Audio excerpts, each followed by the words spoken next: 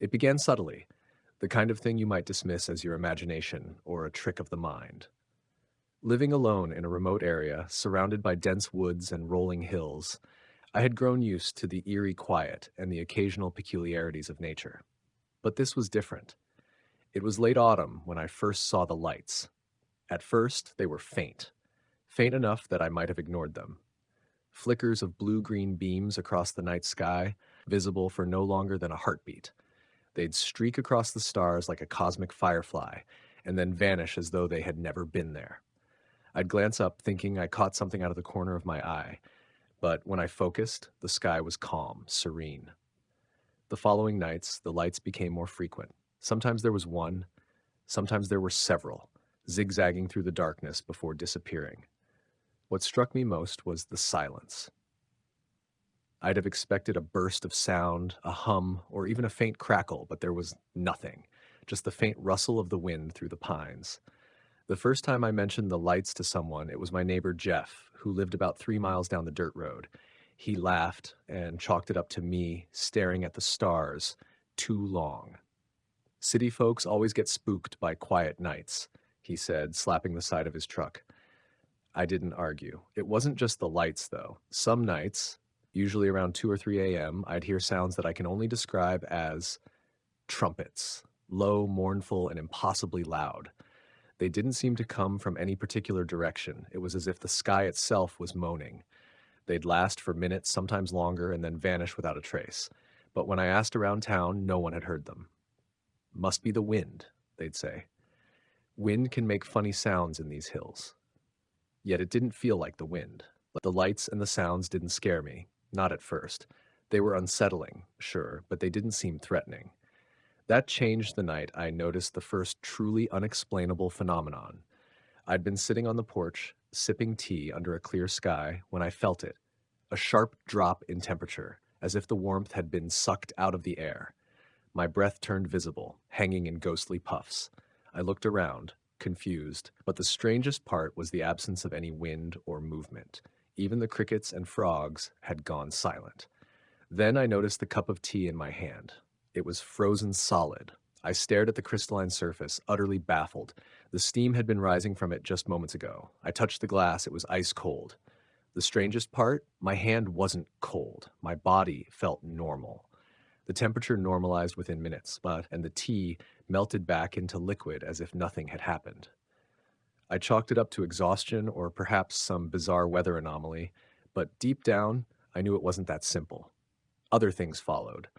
Objects in my house would seem slightly out of place, a picture frame tilted just enough to notice, a chair pushed a few inches to the side. At first, I thought I was imagining it, but it started happening too often. My watch, which I always placed on the same bedside table, would sometimes be on the floor when I woke up. My dog Daisy would stare at empty corners of the room, her ears pinned back, growling softly at nothing I could see. Then came the night it all changed. I woke up sometime around 2 a.m., my body stiff and unresponsive. Sleep paralysis, I thought immediately. I'd had it once or twice before, but this felt different. My arms and legs weren't just heavy. They felt as though they didn't belong to me. My eyelids fluttered, and through the slits of my barely open eyes, I saw it. A figure, tall and impossibly slender, stood at the foot of my bed. Its skin had a faint greenish hue, almost like moss under moonlight. Its limbs were elongated, fingers tapering into points. Its head was oval-shaped, and though I couldn't see eyes, I felt its gaze heavy and intrusive, as though it was peering into my very thoughts. I tried to scream, but my throat was locked. My heart thundered in my chest, but my body refused to obey me. The figure tilted its head slightly, almost curiously, before stepping closer. My eyelids grew heavier, as if some unseen force was compelling me to sleep. I fought it with everything I had, but eventually I succumbed. When I opened my eyes again, I was no longer in my room. I found myself lying on a cold, metallic surface, surrounded by a dim, bluish-green light. The air smelled sterile, like a hospital, but with an undercurrent of something metallic and alien. My limbs felt weightless, as though gravity had loosened its grip on me. The room was vast, its walls curving upward like the inside of a dome. Strange symbols pulsed faintly on the walls, shifting and changing as if alive. A low hum filled the space, resonating deep in my chest. I tried to sit up, but a sudden heaviness pressed me back down. My head lolled to the side, and that's when I saw them. There were three of them. The figures were taller than I'd first thought, easily 7 feet, their greenish skin faintly glowing under the ambient light. Their heads were smooth and elongated, with no discernible eyes or facial features. Despite their alien forms, their movements were deliberate, almost surgical, as they hovered over me. One of them held an object resembling a thin rod, its tip glowing faintly. It pressed the rod against my temple, and an immediate warmth spread through my skull. Who are you? I managed to croak. My voice was hoarse, strained, as if I hadn't spoken in days. The beings didn't respond. Instead, one of them leaned closer, its long fingers reaching toward my face. No, wait, I rasped. What do you want? It paused, tilting its head as if considering my words. Then it reached for a small device on the side of the metallic table and pressed something.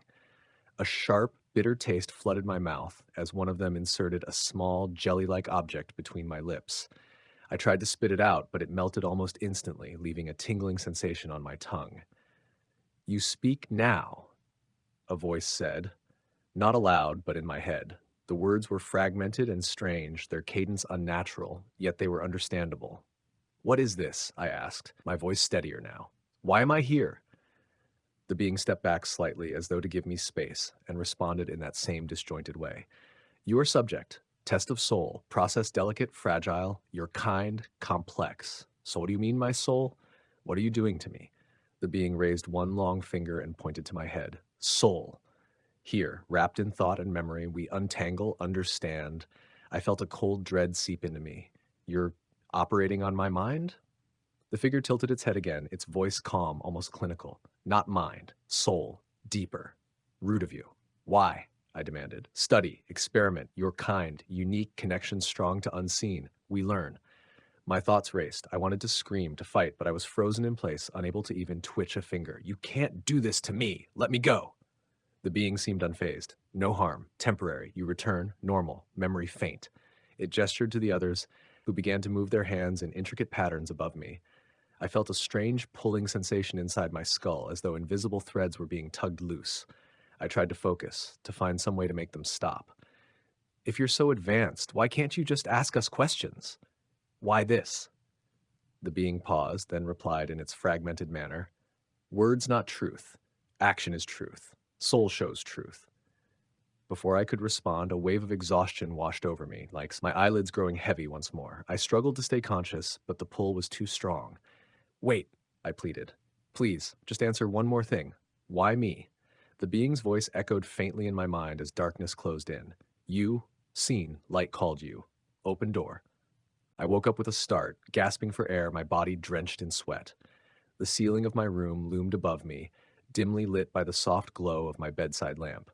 My heart raced as I struggled to orient myself. Was it a dream? A nightmare? The memory of the greenish figures, the metallic room, and their cryptic words felt too vivid to dismiss. I sat up, my hands trembling as I reached for the clock on the nightstand. It read a little past 2 a.m., around the same time I'd fallen asleep. My pulse quickened. No time had passed at all, or if it had, it was mere seconds. A faint hum lingered in the back of my mind, making the room feel unnaturally silent, as though reality itself had hiccuped and reset. I glanced down at my arms and legs, half expecting to see marks or scars, but my skin was unblemished. The only evidence of what I'd experienced was a dull ache in my temples and a peculiar taste lingering in my mouth, bitter, metallic, and faintly herbal, like the jelly-like object they'd forced me to ingest. I swung my legs over the side of the bed and stood, my knees buckling slightly. My body felt weak, as if I'd been drained of energy. I stumbled toward the bathroom, flicking on the light. The harsh brightness made me wince as I leaned over the sink, splashing cold water on my face. When I straightened and looked into the mirror, I froze. My reflection stared back at me, but something was off. My eyes seemed darker, deeper, as though they held secrets even I didn't understand. For a moment, I thought I saw movement behind me, a flicker of green, but when I whipped around, the bathroom was empty. I leaned against the counter, breathing heavily. Get a grip, I muttered to myself. It was just a dream. But I didn't believe it. Deep down, I knew something had happened, something real. The following days were unnervingly quiet. The beam lights in the sky were gone, and the strange trumpet-like sounds I'd occasionally heard in the distance never returned. Even the unusual physical anomalies, the flickering lights, the objects that seemed to defy logic, ceased entirely. The stillness was almost more unsettling than the events that had preceded it. I threw myself into my routines, trying to shake the lingering unease. Yet no matter how hard I tried, I couldn't stop replaying their words in my mind. Soul shows truth. Light called you. Open door. What door? What light? What truth? I began scouring the internet for any mention of similar experiences. Late nights bled into early mornings as I sifted through forums, obscure blogs, and conspiracy sites. Stories of sleep paralysis and alien abductions were common, but none matched what I'd encountered. The mention of soul operations or experiments on the root of identity seemed absent from the accounts I found. Whatever had happened to me felt unique, singular. Weeks turned into months. Life returned to a semblance of normalcy, but I couldn't shake the feeling that I was being watched. Sometimes, late at night, I'd catch myself staring at the sky, searching for the faintest sign of a beam of light. But the sky remained dark and unbroken, its silence both a relief and a torment. One night, as I lay in bed, a strange realization hit me. I hadn't dreamed since the encounter. My nights were now voids of unconsciousness, deep and dreamless. The thought unsettled me. Dreams, even the mundane ones, had always been a constant in my life. Had they taken that from me? Had the operation on my soul altered something fundamental? I decided to visit a sleep specialist, hoping for answers. But after a battery of tests, the doctor found nothing unusual. Your brain activity during sleep is perfectly normal, he said with a reassuring smile. If anything, you're getting deeper, more restful sleep than most people. Restful? It didn't feel that way. I left the clinic with more questions than answers. Months later, while cleaning out the attic, I came across an old journal I'd kept years ago. Flipping through its pages, I was struck by how vibrant and detailed my entries were, filled with dreams, emotions, and musings on life. I realized how much of that vibrancy had faded from me since the encounter. I was duller, as if something essential had been siphoned away. That night, I sat by the window, staring at the darkened sky. For the first time in months, I spoke aloud to the void. Why me? What did you take from me? The room remained silent, but I swore I felt a faint hum in the air, a vibration just at the edge of perception. It was the same hum I'd heard in that metallic room. A shiver ran down my spine, and I pulled the curtains shut, retreating into the safety of my home. The years passed, and the memory of that night became a scar on my psyche, a wound that refused to fully heal. I never saw the beam lights again, nor did I hear the trumpet sounds or experience the strange phenomena, but the encounter left an indelible mark.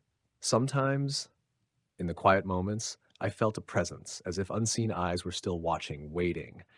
And every so often, when I closed my eyes at night, I could almost hear their fragmented voices echoing in my mind. Soul shows truth. Experiment. Temporary. Temporary. Was it? Or had they left something behind, a trace of their experiment embedded in my very being? I'll never know. And perhaps that's the most terrifying part of all.